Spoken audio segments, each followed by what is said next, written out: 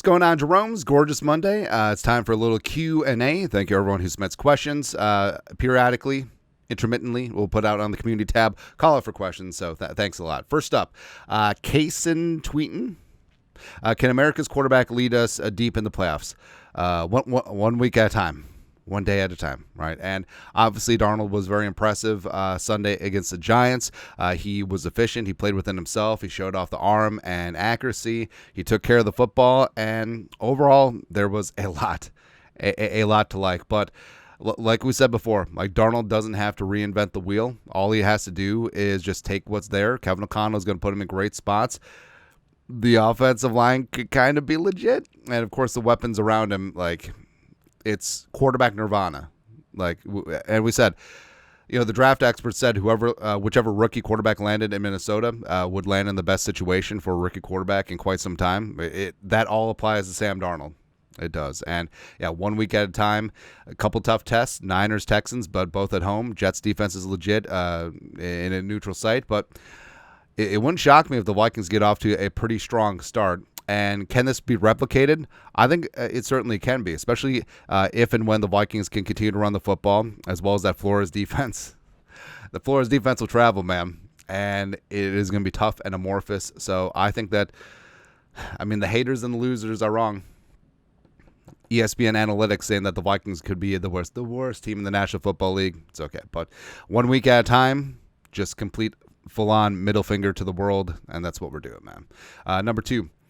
Christopher Skoll, safely assuming Hitman plays well this year like he always does, and he doesn't get hurt, what are the chances he might try and play one more year next year, especially given our cap space to land big-name free agents to fill rooster holes and potential with J. McCarthy next year? I would love for his leadership on defense and potential to get him a ring or two before he sails off into the sunset, but don't have to have a beat on it if you come back on a cheap deal in a likely lesser role with his age. Now, Harrison's still playing at a high level, and that was evidence on Sunday, flying around making some tackles, had that interception in the end zone as well. And with Harrison, he still is a true blue starter. And Flores had talked about, even last year, they had talked about dialing back his snaps, but I don't think that's going to be the case. He's probably going to get 1,000 this year. He, BZ, Metellus as de facto starters out there at safety. And Harrison, I think his birthday is in February, so I think he's going to be 36. So, again, that's up there. But Harrison has shown, he likes it here in Minnesota. And I think he and his agent have a firm grasp of the market, as evidenced by the Vikings getting Harrison to have 2 significant pay cuts over the last 2 seasons.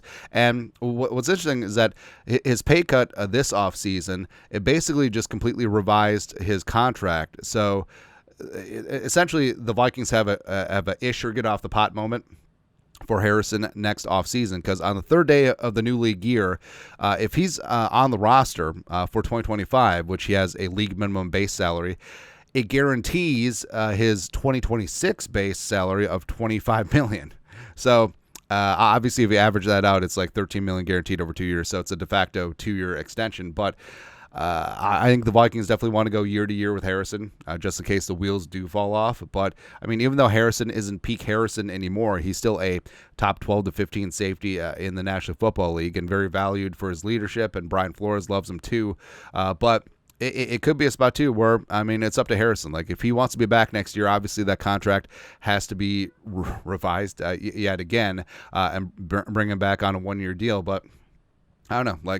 Obviously, it's early in the season. I'll love Harrison Smith forever, but we'll see what happens there. Next, R-Free. Speaking of Flores, is the world ready for the B-Flow Revenge Tour?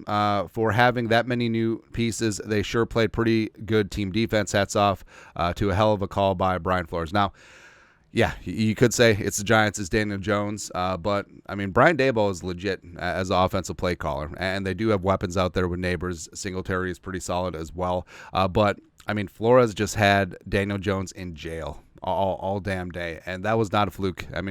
The defense scored as many points as the Giants offense did, and keeping a professional football team in their building out of the end zone, doesn't matter if that's the Giants or the Little Sisters of the Poor. You're going to be good to go there. And I do think that Flores does have that chip on his shoulder. I think that, he's human. He has to be pretty pissed off that he didn't get a single head coaching interview last cycle, even though he took the Vikings defense from bottom of the league to middle of the table. And now he's got a full coterie of his guys in there. I love coterie. That's a great word. Of his guys, and he's going to unleash hell. Plus, that front seven is really damn impressive, not going to lie. And also the secondary with the laden with veterans, hopefully should be good to go. But yeah, not only the interview, but also the Tua comments that might have poisoned the well for him in the future. Yeah, it's going to be FU. It's going to be FU to the entire league. News in 60 seconds. Can the interior offensive line be addressed by a shuffle of existing players reaching into free agency and or making a splashy trade coupled with some creative play calling? So free agency, probably no. Trade, probably no. It's tough picking up someone midstream for offensive line since it is such a chemistry-driven unit. And having Reisner back off of IR will be a boost for depth. But frankly, even though they started out rough, Ed Ingram giving up that sack to Dexter Lawrence, Bradbury and Brandel had penalties. But I think overall, like even though Lawrence still had a couple splash plays, like they played pretty damn good.